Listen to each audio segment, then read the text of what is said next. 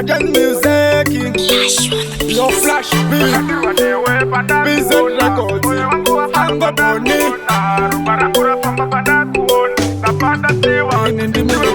Akanditi mpasha mlipanire, amuoni Handizi wetepi, ikamuti sister bimirire, inindini wachokotepi. Akanditi mpasha mlipanire, amuoni Handizi wetepi, ikamuti sister bimirire, inindini wachokotepi.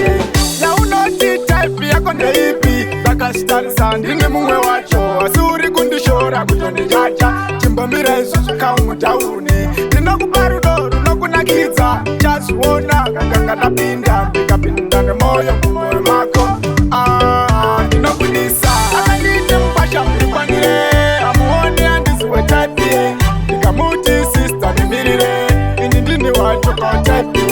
Akanditi mpasha mlipanire, amuoni Handizi wetepi, ndikamuti sister bimirire, inindini wachokotepi.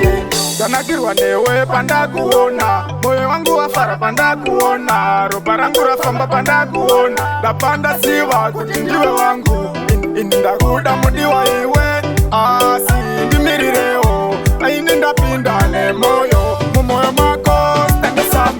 Akanditi mpasha mlipanire, amuoni Handizi wetepi, ndikamuti sister bimirire, inindini wachokotepi. Akanditi mpasha mlipanire, amuoni Handizi wetepi, ndikamuti sister bimirire, inindini wachokotepi. Ya unoti tepi yako ndeipi, bakashtari sandini mumwe wacho, asuri kundishora kujoni jaja, chimbambire isusu kaumutauni. Ndinokubarudoru nokunakidza, chasuona kanganga napinda, ndikapinda nemoyo mumoyo mako. Ndinokunisa akanditi mpasha mlipanire, amuoni Handizi wetepi, ndikamuti sister bimirire, inindini wachokotepi. Akanditi mpasha mlipanire, amuoni Handizi wetepi, ndikamuti sister bimirire, inindini wachokotepi. Danakirwa newe pandakuona, moyo wangu wafara pandakuona, ropa rangu rafamba pandakuona, ndapanda siwa kuti ndiwe wangu, ini ndakuda mudiwa iwe, sindimirireo, aini ndapinda nemoyo, mumoyo mako stende sami.